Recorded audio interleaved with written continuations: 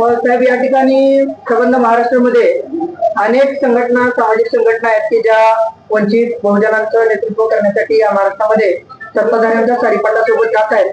आपण देखील सत्तेच्या सोबत आहात, परंतु या सोलापूर शहरामध्ये रिपब्लिकन सेनेच्या माध्यमातून कोणतेही संघटन त्या ठिकाणी नव्हतं किंवा कार्यरत नव्हतं. तर आज आपण या ठिकाणी कोणत्या उद्देशानं रिपब्लिकन सेनेचा कार्यक्रम या ठिकाणी घेतला? आज रिपब्लिकन सेनेमध्ये मला आपल्याला सांगावं वाटतं की पीआरपीचे सर्वच प्रमुख कार्यकर्ते आज रिपब्लिकन सेनेमध्ये आलेले आहेत आणि त्यामुळे सोलापूर शहरामध्ये आज आंबेडकरी चळवळीची आणि खास करून रिपब्लिकन सेनेची एक ताकद प्रचंड मोठ्या संख्येने वाढलेली आहे. आम्ही सचिव म्हणून पीआरपीचे माजी प्रदेश अध्यक्ष युवाचे सोमनाथजी भोसले यांना आमच्या पक्षाचे प्रदेश सचिव म्हणून त्याची नियुक्ती करण्यात आलेली आहे.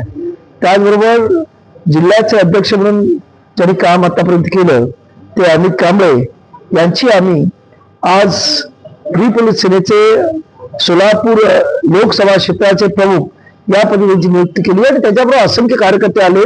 हळूहळू दोघंही त्या सर्व कार्यकर्त्यांना देतील आणि वेगळ्या पदावरती देतील आणि हे करण्याचं कारण म्हणजे आंबेडकरी चळवळ गतिमान करण्याचा आमचा प्रयत्न आहे. आज तुम्ही मगाशी म्हणाल की तुम्ही सत्तावाल्यांबरोबर आहात, म्हणजे आम्ही सत्तावाल्यांबरोबर नाही, परंतु आज आंबेडकरी चळवळीमध्ये कार्यकर्ते ज्याने अनेक वर्ष रस्त्यावरचा संघर्ष केला आहे परंतु त्याला कसल्याही प्रकारचा आतापर्यंत सत्तेचा उपभोग भेटला नाही, त्यांच्यासाठी काहीतरी करावं, त्यांना कुठेतरी सत्तेवरती पाठवावं या हेतूने आम्ही युती केली होती. अजूनही आमचा तो प्रयत्न आहे की कुठेतरी सत्तेमध्ये ह्या सर्व छोट्या मोठ्या कार्यकर्त्यांना सहभाग मिळावा आणि तो माझा प्रयत्न राहणार आहे आणि त्याच्यातून आंबेडकरी चळवळीतला कार्यकर्ता सक्षम व्हावा ही आमची अपेक्षा आहे. तुम्ही म्हणता की सत्तेमध्ये जायचं, संघर्ष करायचा आहे, राज्यसभेच्या खासदारकीसाठी तुमचं नाव चर्चेत असताना देखील नाही, मला स्वतःला ऐका नाही मला ऐका ना, जेव्हा आम्ही हे केलं तेव्हा फक्त एवढीच आमची अट होती की आमच्या कार्यकर्त्यांना तिथे स्थानिक लेवलवरती सत्तेमध्ये ऍडजस्ट करून घ्या आणि हीच आमची मागणी आहे आणि ते हळूहळू होईल. आपल्याला ते नाही राज्यसभा वगैरे राज्यसभा आमदारकी आम्ही मागितली नाही तर आम्हाला चॉकलेट दाखवलं. चर्चेत ऐका पत्रकार मंडळी कोणाची नावं घेत राहतात ती त्यांची त्यांचा विचार करण्याची वेळ असते, त्यांचं आकलन असतं. राजकारणामध्ये जर मला आमदार आणि मंत्री व्हायचं असतं तर मी इंडिपेंडन्सचं प्रचंड मोठं आंदोलन केलं, त्यावेळेस मला मंत्रिपदाचा ऑफर होता, त्यावेळेस मी गेलो नाही.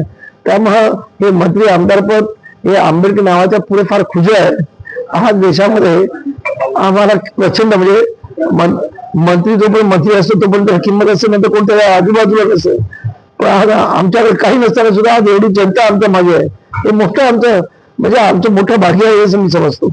आणखी एक प्रश्न होता की लोकसभेमध्ये त्या ठिकाणी आरक्षणाच्या वर्गीकरणासाठी त्या ठिकाणी घाट मांडला जातोय, यासाठी तुम्ही एक एसटी घटकाचा मुख्य घटक म्हणून त्या ठिकाणी आवाज उठवणार का सत्ताधाऱ्यांच्या? नाही, आमचा विरोध आहे. आपण पाहिलं असेल सोशल मीडियातून मी विरोध करत आहे आणि जिल्ह्यामध्ये आमचे कार्यकर्ते या उपवर्गीकरणाच्या विरोधामध्ये परिषदा घेत आहेत. एससी मध्ये असणाऱ्या सर्व समुदायांना समजवण्याचा प्रयत्न करत आहेत की उपवर्गीकरण हे एससीच्या असणाऱ्या एकीकरणाला कुठेतरी बाधा आणतंय, आपसामध्ये वाद नको आहेत, हा आमचा प्रयत्न आहे. आणि जर सरकारने ते पुढे नेण्याचा प्रयत्न केला तर मुंबईच्या रस्त्यावरती संघर्ष केल्याशिवाय राहणार नाही, एवढं आपल्याला मी आश्वासन देतो. अनेक निधी त्या ठिकाणी राज्य सरकार असेल किंवा केंद्र सरकारकडून एससी एसटी असेल किंवा अनुसूचित जाती जमाती या प्रवर्गांसाठी असणारा निधी इतरत्र वळवून त्या ठिकाणी राजकीय सत्ता मिळावी म्हणून अनेक राज्यांमध्ये वापरला गेला, त्याचा दुरुपयोग केला, तर तुम्ही असं त्या ठिकाणी सरकारला जाब विचारणार नाहीत का की हा निधी एससी एसटी वर्गाला कधी मिळाला? आमचं तेच म्हणणं आहे की आता हे उपवर्गीकरण करण्यापेक्षा तो निधी जर योग्य पद्धतीने वापरला तर एससी मधल्या ज्या काही जाती पाठीमागे राहिल्या असं त्यांचं म्हणणं आहे, त्यांना खऱ्या अर्थाने पुढे आणता येईल आणि त्यासाठी तो निधी वापरावा ही आमची प्रमुख मागणी. मग मी भाषणामध्ये पण ते सांगितलेलं आहे. उच्च शिक्षणासाठी अनेक मुलं आहेत एससी कॅटेगरीमध्ये जी परदेशामध्ये पीएचडी आणि तत्सम पद्धतीचं शिक्षण करण्यासाठी जात आहेत, परंतु त्यांना जी फेलोशिप त्या ठिकाणी मिळते ती सरकारकडून अद्यापही मिळत नाही आणि स्कॉलरशिप देखील विद्यार्थ्यांच्या खात्यावरती जमा होत नाही, परंतु तो निधी लाडक्या बहिणीसाठी कुठेतरी वापरला जातोय असं म्हणतात. हे खरं आहे का सत्ताधारी म्हणून ऐकताना? नाही, अत्यंत दुर्दैवी आहे की जो एससी एसटीचा बजेट मधला निधी आहे तो नुसताच लाडकी बहीण इतर अनेक ठिकाणी वापरला जातोय आणि त्यामुळं जो निधी खऱ्या अर्थाने एससी मधल्या असणाऱ्या जातींच्या उत्थानासाठी मिळाला पाहिजे तो मिळत नाही. आणि त्यासाठी आमची तेच आमचं म्हणणं आहे की एससीची जी एकजूट आहे बाबासाहेब आरक्षणामुळे करून ठेवलेली ती तुटू नये, हा आमचा रिप्रेझेंटेटिव्ह प्रयत्न आहे. आणि त्यासाठीच आमचा या उपवर्गीकरणाला विरोध आहे. महायुतीचा घटक पक्ष म्हणून रिपब्लिकन सेना त्या ठिकाणी सत्तेमध्ये आहे, परंतु मागे झालेल्या स्थानिक स्वराज्य संस्थेच्या निवडणुकीमध्ये कुठेही त्या ठिकाणी रिपब्लिकन सेनेला उमेदवारी मिळाली नाही किंवा आरक्षित घटकांवरती उमेदवारी मिळाली नाही.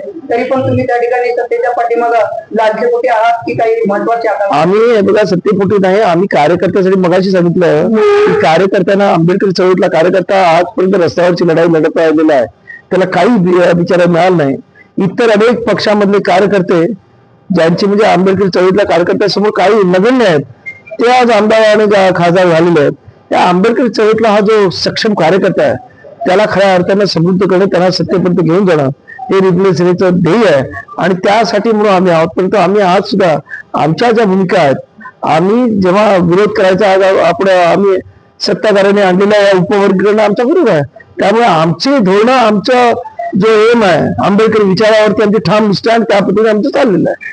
काही सूत्रांकडून गोपनीय माहिती कळते की आपण पुन्हा एकदा विधान परिषदेचं त्या ठिकाणी आता विधानसभा परिषद झालं ना, झालं संपलं. आता कधी अरे ते आता तर राज्यपालाच्या भरतील तेव्हा आपण बघू. आता सध्या ते भरून झालेले आहेत.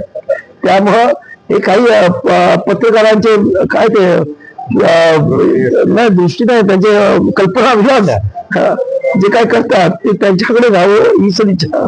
सोलापूर शहर आणि जिल्ह्यामध्ये येणाऱ्या काळात आपली ताकद वाढेल की आपण कोणासोबत पुन्हा एकदा छोटी मोठी युती करून त्या ठिकाणी संघटनेमध्ये आपण? नाही, छोटी मोठी युतीचं नाही, कार्यकर्त्यांसाठी योग्य असेल ते कार्यकर्त्यांच्या विचाराने आम्ही निर्णय घेऊ.